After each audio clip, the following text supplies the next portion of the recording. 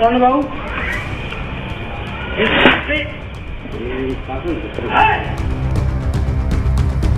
नाशिक शहरात गुंडागिरीचं उघड प्रदर्शन करणाऱ्यांना आडगाव पोलिसांनी चपराक दिली आहे.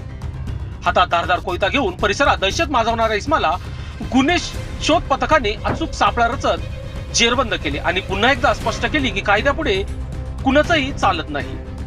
नाशिक पोलीस आयुक्त संदीप कर्णिक, पोलीस उपायुक्त मोनिका राऊत आणि सहाय्यक आयुक्त शेखर देशमुख यांच्या कठोर सूचनानुसार शहरात विनापरवाना हत्यार बाळगणाऱ्यावर कडक कारवाई सुरू आहे.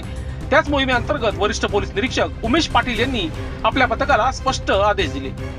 गुन्हेगार दिसला तर थेट कारवाई करा. त्याच अनुषंगाने दिनांक 6 एप्रिल 2026 रोजी माडसांगवी परिसरात एक इसम उघडपणे कोयता फिरवत असलेल्या नागरिकांमध्ये भीती निर्माण करत असल्याची माहिती पोलिसांना मिळेल. एवढंच नाही तर स्थानिक नागरिकांनी त्याचा व्हिडिओही पोलिसांकडे दिला आणि याच पुराव्यावर कारवाईची दिशा ठरली.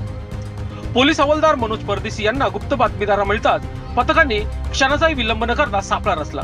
6 नंबर वारी वैष्णवी लॉनच्या मागील भागात आरोपी वावरत असल्याची खात्री होताच पोलिसांनी त्याला घेराव घालत ताब्यात घेतले.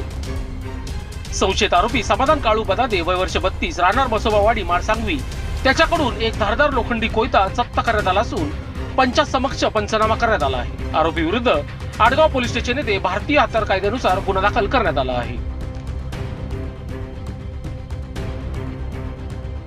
लोकशास्त्र न्यूजसाठी बंटी आढाव, नाशिक.